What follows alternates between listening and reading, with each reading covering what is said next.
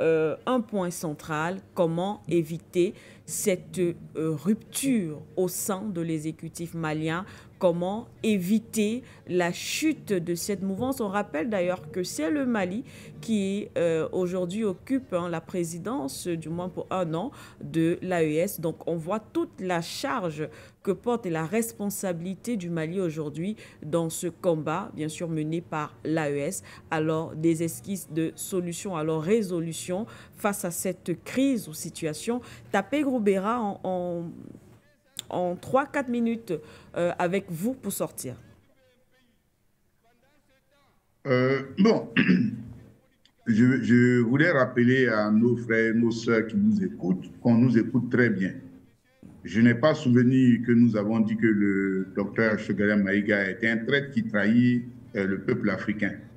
Ce dont nous avons pensé, nous avons émis des hypothèses. Oui. Et l'une des hypothèses, c'est que, et je pense que je salue au passage le docteur Yamtiba, ce que nous avons émis, compte tenu certainement de son âge, il pense que pour lui, l'heure est arrivée d'accéder au pouvoir. Parce que, vous savez, en ayant été ministre, il y a le couronnement. C'est comme quelqu'un qui joue au football.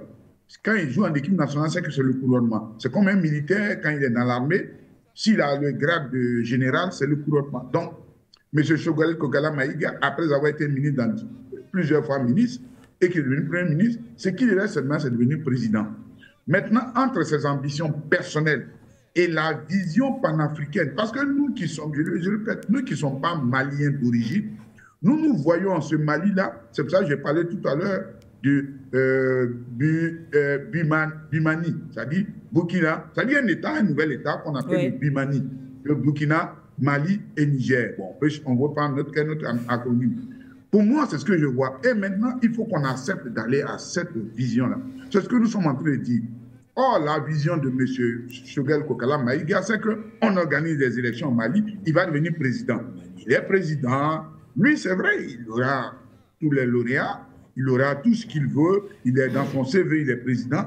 Mais la suite de l'Afrique, c'est ça, nous, on pose la question. La suite de l'Afrique. Or, à partir de ce que nous voyons là, nous pensons que nous avons la possibilité de construire, même si c'est un élément en miniature de 3 États, de faire de telle sorte que cet élément-là soit consolidé. Des pays comme le Sénégal, je l'ai dit, je le répète, peut-être que le président de Faye et son coquin, ils vont se débarrasser du général, comment on appelle, Biram. Ils vont donc entrer dans cette dynamique. La Côte d'Ivoire aussi, quand on va se faire partie de M. Ouattara et qu'on va dans cette dynamique, comment on appelle, si le président Doumbia se ressaisit, on va faire partie de cette dynamique-là pour dire qu'on va créer une seule entité. Quand je quitte le Mali et que je vais en Guinée, c'est comme si je suis... On le voit ici et sûrement on le voit en Europe. Tu pars du Portugal jusqu'à ce que tu arrives en Allemagne, c'est comme si tu es dans un seul pays. Ta communication, c'est la même. C'est tout ça qu'on veut. On a suffisamment de ressources. C'est cette vision-là qu'on veut. C'est pour cela que nous insistons. Nous, notre problème, c'est l'histoire de on a trahi. On parle de De Gaulle. De Gaulle a été élu une seule fois au suffrage universel, le 23 décembre 1965. Avant ça, De Gaulle n'a jamais été élu. Quand il arrive en 1944, c'est la suite d'un coup d'État. Après la guerre, et il démissionne lui-même le 20 janvier. J'en ai parlé dans mon livre. Quand il revient, c'est à la suite du coup d'État du 13 mai 1958, il revient. Il a dit aux gens, si vous ne faites pas, on fait coup d'État. Ils ont eu peur, tellement les militaires, on l'a laissé, puis il est venu. Et c'est là, quand il a vu, quand De Gaulle échappait ce qu'on appelle le petit clamart. Je pense que le docteur Yamdi va donner plus de le docteur Sango donner plus de détails, où De Gaulle a échappé au 7e coup d'État. C'était en 1962. C'est comme ça qu'il va mettre sur pied ce que nous connaissons aujourd'hui, le suffrage universel direct. Mais c'est lui qui a consolidé ce qu'on appelle la France. L'Allemagne, il y a eu, comment on appelle, aujourd'hui on parle de l'Allemagne. Mais avant Hitler c'était quoi? C'était un petit soldat qu'on envoyait dans les bistrots pour aller écouter les gens, pour qu'on... Parce que c'est les militaires qui étaient au pouvoir. Il n'y a pas 3 mois en Allemagne qu'il n'y avait pas eu de coup d'État. L'Allemagne devient république en 1919, ce qu'on appelle la république de Weimar.